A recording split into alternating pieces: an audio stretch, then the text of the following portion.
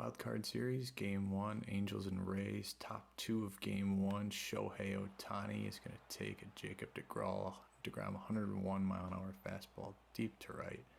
And that one's gone, so the Angels take an early 1-0 lead.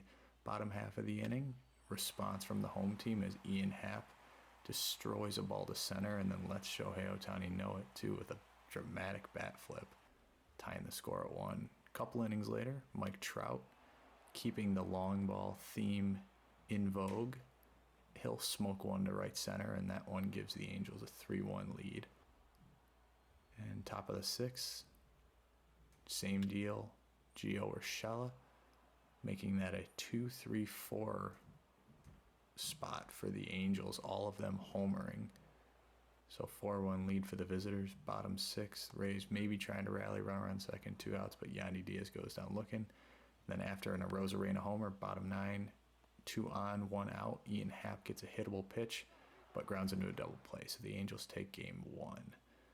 Game 2, already bottom 5, still scoreless. Both Tyler Anderson and Luis Castillo pitching well. Manuel Margot is going to put a charge into one, but not enough of a charge. So we stay scoreless. Still scoreless bottom 6. Hit and run here with 1 on and nobody out. Chris Bryant doubles to right. So the Rays are in business, and after a walk to Salvador Perez, Nolan Arenado steps up, and he steps out. Big fly to right. Huge hit for the Rays there. Breaks this game open. And that 4-0 lead, Angels would tack on 1 run with a homer, but the 4-1 finale brings us to Game 3. Winner go home. Top 3 of Game 3, Angels squander a man in scoring position. And then bottom 4, Nolan Arenado does it again. This one, a deep fly to left, puts the Rays on the board, and little did anybody know this was going to open floodgates like you rarely see in the postseason. Later that same inning, Yandy Diaz takes a fastball that was pretty well located and deposits it over the wall in center. Next inning, Salvador Perez steps up, and he also will step out. Big fly to left center, breaks this game wide open. It's 7-0 Rays. The very next pitch that Tampa Bay sees, Arenado's up, and there he goes again, his 3rd homer in 2 games. And this one very quickly has become a laugher. 8-0 Tampa. A couple batters later, still in the same inning, Yandy Diaz once again goes deep. This is the 3rd different pitcher the Angels have tried, but nothing seems to be slowing down the Tampa Bay locomotive. Top 7, Marcus Stroman strikes out Mike Trout to finish off 7 shutout innings. And then the bottom of the 8th, the finishing touches, Wander Franco with a bank shot off the foul pole and left. The Rays put a 12 spot on the Angels in this all-important Game 3. And then, with 2 on, 2 out, Shawn Armstrong gets Brandon Drury to fly out, and the Rays have a party as they stave off elimination, come back from the brink of their season ending to win 2 in a row and head to the ALDS to play Minnesota. Let's take a look at how all of the different series went down. If we start in the National League, Braves took both of their games at home against San Diego. So 4-2 looks like they got a walk-off homer from Ozzie Albies in the bottom of the 10th after the Padres tied it in the top of the 9th. Maybe Manny Machado went deep. And then Game 2 was a pretty straightforward 4-1 win for the Braves. Looks like Machado and Tatis had pretty good series, but otherwise the Padres were kind of kept at bay, and Austin Riley, Ozzie Albies kind of carried the show for the Braves.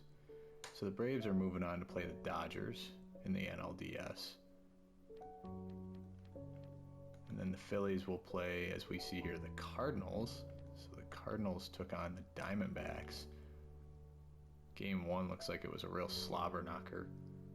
Diamondbacks prevailed in 14. Remember, in extra innings in the postseason, there's no ghost runner on second, so that probably explains why they were scoreless for so long. But after losing game 1, the Cardinals bounced back and won game 2, 5-2, and had a nice come-from-behind win in the deciding game 3, including another walk-off homer in this postseason. Mason Wynn. Don't think I've ever seen Mason spelled like that. Good series for him too, 357. So the Cardinals, they'll move on and play the Phillies. So plenty of NL East representation on that side of the bracket. And then in the American League, so the Yankees and Astros, very heated rivalry with a lot of history and controversy baked in. Looks like the Yankees won a tight one. Garrett Cole, a Cy Young winner, backing it up with a strong performance against his former team, and the bullpen did yeoman's work. And second game, more of the same. Looks like the Astros were up 2-0 early, Yankees tied it, and then a bunch of scoreless innings later, the Yankees took the lead in the top of the 13th and held on. So the Yankees will be playing the Rangers, who have the #1 seed in the American League. And then we just saw the highlights of our series, but Trout and Ohtani, along with Gio Urshela, victimized DeGrom in game 1. Didn't pitch that badly, but certainly not the shutdown effort that you'd want from DeGrom. Kind of tough when every hit that you allow is a homer. So that was that. In game 2, Ohtani got the day off. I'm guessing the game, even though they figured out how to account for a pitcher who also is going to hit, they, I think, still struggle with the pitching and hitting stamina, because I think Ohtani was just really drained, which I'm sure he would be in real life too, but he also plays all the time, and you got to think he would play in the playoffs. So they gave Ohtani the day off. And we took advantage.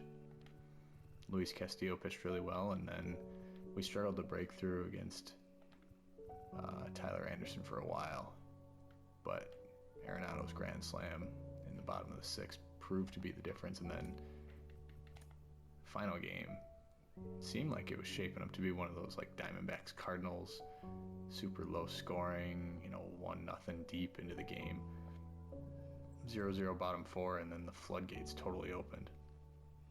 Funny side note about this game is Zach Neto, either way, 4 for 4. Pretty impressive. But Yandy, 2 homers, Arenado, 2 homers, Salvador Perez hit a homer, Wander Franco hit a homer. There was also 4 doubles mixed in there. Best offensive performance of the season in any of the games that I played, and what a time to have it. Stroman pitched great, and we are on to the Twins.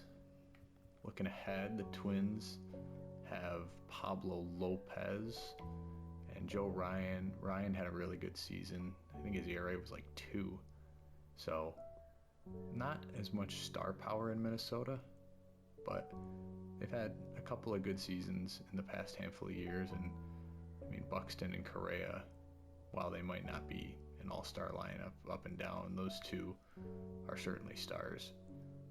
So we'll start the series in Minnesota and go from there. So thanks for watching. Next up, ALDS.